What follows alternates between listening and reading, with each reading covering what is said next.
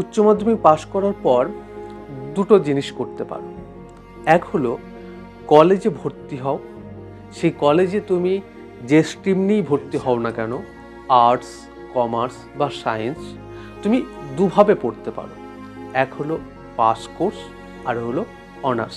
যদিও এখন সেটা পাস আর অনার্সের মধ্যে নেই, এখন সেটা হয়ে গেছে মেজর এবং মাইনর। মেজর মানে তুমি যে বিষয়টা নিয়ে পড়তে চাইছো বা জেনারেলভাবে যেটা পড়তে চাইছো সেটা একটু বেশি পরিমাণে পড়তে হয়।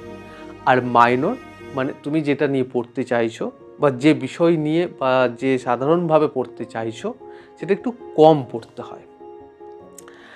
এখন এই মেজর ও মাইনর অনেকে বলছো যে এগুলো পড়বো না, আমি জেনারেল লাইনে যাব না, আমি কোনো অনার্স নেব না, আমি কোনো মেজর মাইনরের পথে হাঁটবো না, আমি বাড়িতে বসে বা আমি কোনো কোচিং সেন্টারে আমি চাকরির জন্য প্রস্তুতি করব। এখন তোমরা প্রশ্ন করতে